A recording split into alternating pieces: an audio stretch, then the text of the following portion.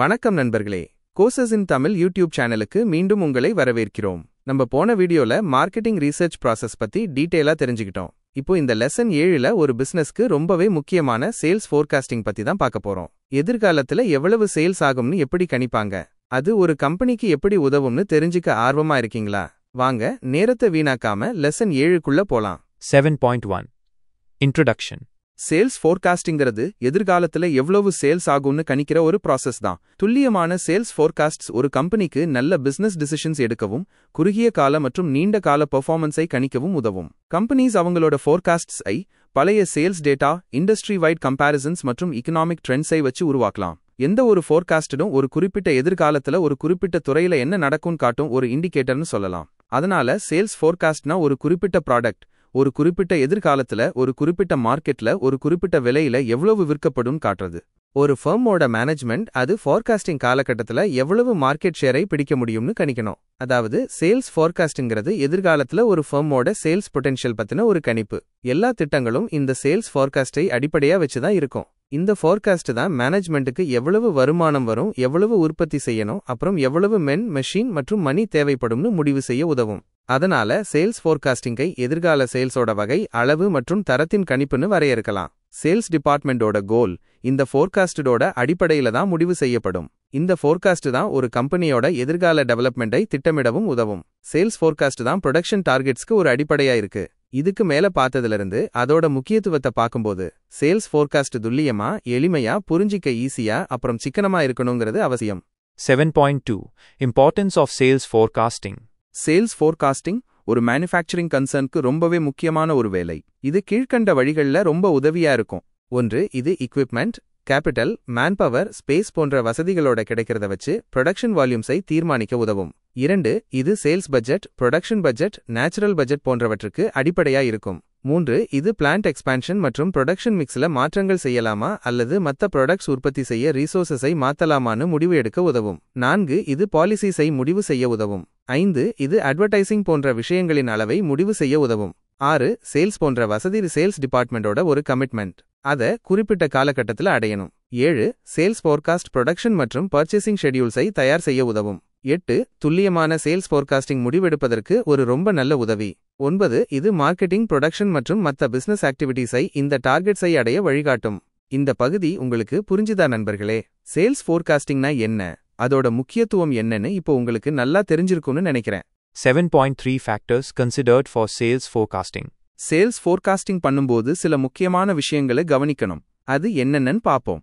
1. Competition டிமாண்டை மதிப்பிட இப்போ இருக்கிற மற்றும் புது காம்படிட்டர்ஸ் பத்தி தெரிஞ்சுக்கிறது ரொம்ப முக்கியம். அவங்களோட எதிர்கால ப்ரோக்ராம்ஸ், அவங்களோட ப்ராடக்ட் குவாலிட்டி, அவங்க ப்ராடக்டோட சேல்ஸ், இதையெல்லாம் தெரிஞ்சுக்கணும். நம்ம ஃபர்ம் உற்பத்தி செய்யற ப்ராடக்டை விட மற்ற காம்படிட்டர்ஸோட ப்ராடக்ட்ஸ் பத்தி கஸ்டமர்ஸ் என்ன நினைக்கிறாங்கிறதையும் கவனிக்கணும். 2. சேஞ்சஸ் இன் டெக்னாலஜி வளர்ந்துட்டே இருக்கிறதால புது ப்ராடக்ட்ஸ் மார்க்கெட்டுக்கு வந்துகிட்டே இருக்கும். டெக்னாலஜி வளர வளர கன்சியூமர்ஸோட ரசனையும் விருப்பங்களும் மாறிட்டே இருக்கும். இதையும் ஃபோர்காஸ்டிங்ல கவனத்துல கொள்ளணும். 3. Government action. கவர்மெண்ட் ஒரு ப்ராடக்டை உற்பத்தி செய்யும்போது அல்லது வாங்கும்போது கவர்மெண்ட் பாலிசி மற்றும் ரூல்ஸை பொறுத்து ப்ராடக்ட்ஸோட சேல்ஸ் பாதிக்கும். இதையும் கணக்கில் எடுத்துக்கணும். 4. Factors related to the concern itself. இந்த காரணிகள் பிளான்டோட கெப்பாசிட்டியில வர்ற மாற்றங்கள், செலவுல வர்ற மாற்றங்களால பிரைஸ்ல வர்ற மாற்றங்கள், ப்ராடக்ட் மிக்ஸ்ல வர்ற மாற்றங்கள் போன்றவற்றை குறிக்கும். ஒரு பிசினஸ் ஹவுஸுக்கு துல்லியமான சேல்ஸ் ஃபோர்காஸ்டிங் ரொம்ப அவசியம். அப்பதான் தேவையான அளவு ப்ராடக்ட்ஸை சரியான நேரத்துல உற்பத்தி செய்ய முடியும்.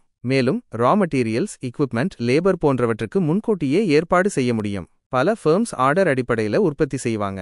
ஆனா பொதுவா எல்லா ஃபர்மும் எதிர்கால டிமாண்டை பூர்த்தி செய்ய மெட்டீரியலை முன்கூட்டியே உற்பத்தி செய்யும். 7.5 Types of sales forecasting. ஃபோர்காஸ்டிங்ல 2 வகைகள் இருக்கு. 1. Short-term forecasting. 2. Long-term forecasting.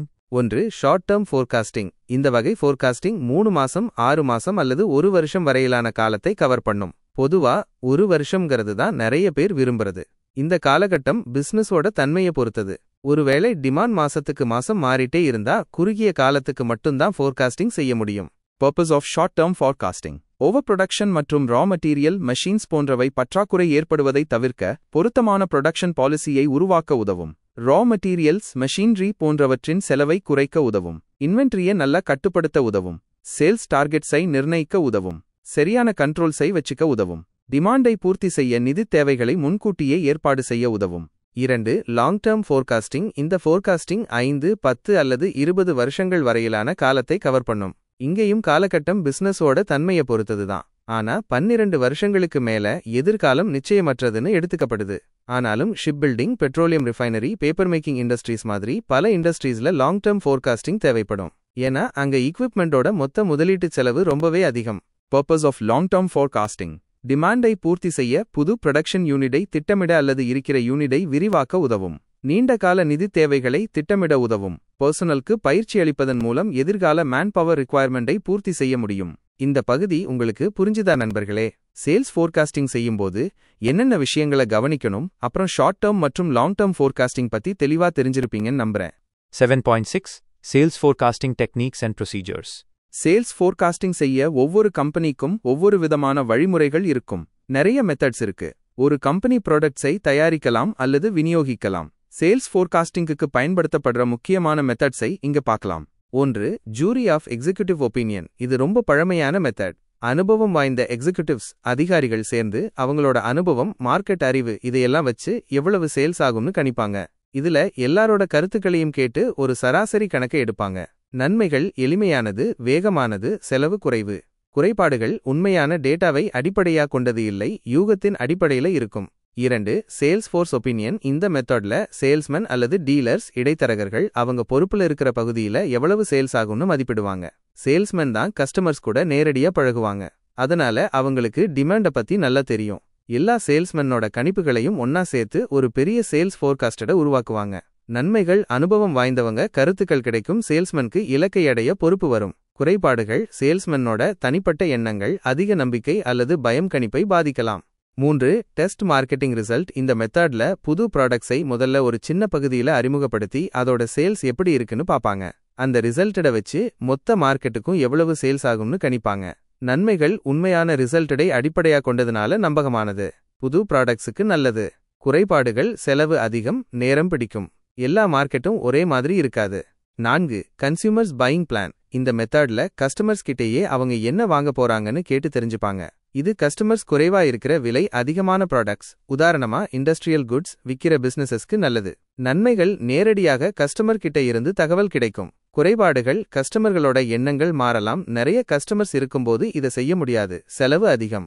5. Market factor analysis. ஒரு கம்பெனியோட சேல்ஸ் சில மார்க்கெட் காரணிகளை பொறுத்து தான் இருக்கும். Price, competition, advertising, consumer income, இப்படி பல காரணிகளை பகுப்பாய்வு செஞ்சு அது சேல்ஸை எப்படி பாதிக்கும்னு பார்த்து கணிப்பாங்க. இதுல கோரிலேஷன் மற்றும் ரிக்ரெஷன் அனாலிசிஸ் மாதிரி ஸ்டாட்டிஸ்டிக்கல் டூல்ஸ் பயன்படுத்துவாங்க. நன்மைகள்: காரணிகளை டீட்டெயிலா பகுப்பாய்வு செய்யும் ஒரு சரியான மெத்தட். குறைபாடுகள்: செலவு அதிகம், நேரம் பிடிக்கும், குறுகிய காலத்துக்குத்தான் பயன்படும். 6. Expert opinion. சேல்ஸ் துறையில இருக்கிற நிபுணர்கள், consultancy agencies, dealers, trade associations கிட்ட கருத்து கேட்பது இந்த மெத்தட். இவங்க கிட்ட மார்க்கெட் ரீசர்ச் தகவல்களும் ஸ்டாட்டிஸ்டிக்கல் டேட்டாவும் இருக்கும். அவங்களோட கருத்துக்களை கேட்டு அதை கம்பெனி பகுப்பாய்வு செஞ்சு ஃபோர்காஸ்ட் செய்யும். நன்மைகள்: வேகமானது, செலவு குறைவு, துல்லியமா இருக்க வாய்ப்பு இருக்கு. குறைபாடுகள்: சில நேரம் நம்பகத்தன்மை இல்லாம இருக்கலாம், நிபுணரோட திறமையை பொறுத்தது. 7. இக்கோனோமெட்ரிக் மாடல் பில்டிங். இது ஒரு மேத்தமேட்டிக்கல் அப்ரோச். டிமாண்டை தீர்மானிக்கிற பல மார்க்கெட் காரணிகளுக்கு இடையில இருக்கிற தொடர்புகளை ஈக்குவேஷன்ஸ், சமன்பாடுகள் மூலமா உருவாக்குவாங்க. Durable goods. நீண்ட காலம் உழைக்கும் பொருட்கள் மார்க்கெட்டிங் செய்ய இது ரொம்ப பயனுள்ளது. நன்மைகள்: மிகவும் துல்லியமானது, பெரிய ஸ்கோப் கொண்டது. குறைபாடுகள்: முழுமையான தகவல்கள் தேவைப்படும்.